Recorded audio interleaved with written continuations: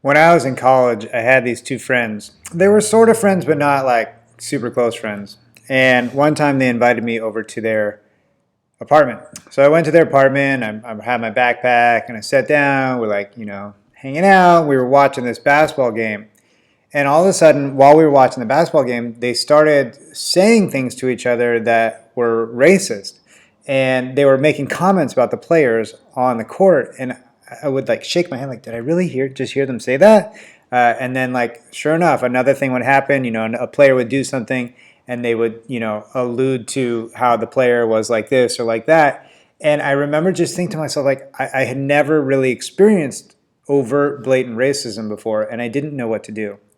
So I got really flustered, and I kind of said, like, hey, I just realized I have to study for a test tomorrow. So I'm sorry, guys, I got to go. So I grabbed my backpack and I left. Now, when I think about this, I probably could have done something better. What do you think I could have done in that situation that would have been even better? Well, the first thing that comes to mind for me is I could have said something. I could have said, hey, I understand what you guys are saying, but I don't really agree with you. I think that what you guys are saying is wrong and unkind. And, I don't think you guys should say that. I could have confronted them and said something. That would have been being an upstander. And but I didn't say anything.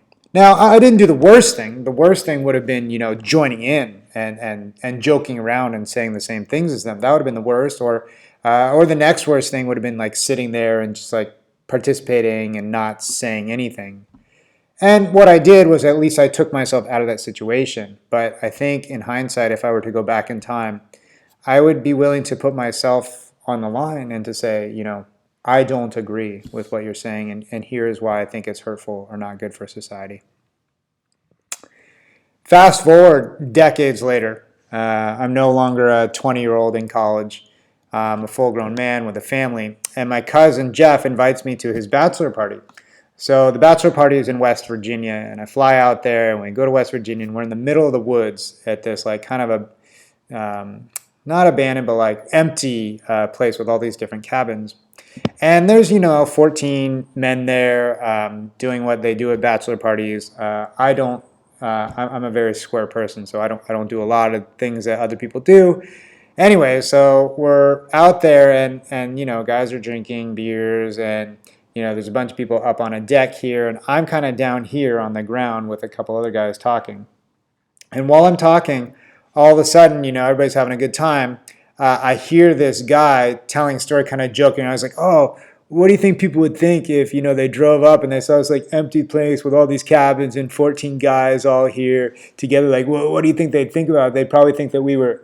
And then he said, some words that I really was uncomfortable about. So I was talking to this guy down here, and I looked up because I heard the story from up there, and I said, "Hey, sorry, I need to say something." And everybody just turned and looked at me, and it went dead silent. And I said, "I need to tell you a story."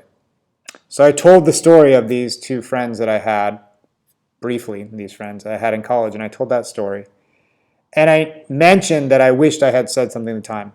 And I kind of made a vow when I was 20 years old that if I found myself in a similar situation, that I would say something next time. And thinking about how I tell this story each year to my students, I knew that when I found myself in this situation, I had to go back to my students and say, I did it. So I just want to say to you, I said this to the man who had told the story, I said, I just want to say to you that I don't agree with the words that you use, and I have lots of friends who are gay and homosexual, and if they knew that I was a party and a joke like that was made and I didn't say anything, that I know that it's hurtful to them. And so I just need to tell you, if we could go the rest of this bachelor party and not joke around in that way, I would really appreciate it. And everybody looked at me, and it was dead silent. And it was my cousin's bachelor party, and I didn't want to ruin it for him, but I had to say what I had to say. And then the guy looked down at me and he said, you've got a good point. I have a lot of friends from that community as well, and they wouldn't want me joking that way. So we definitely don't. I won't say any more jokes that way, and I don't think we have to joke that way at all.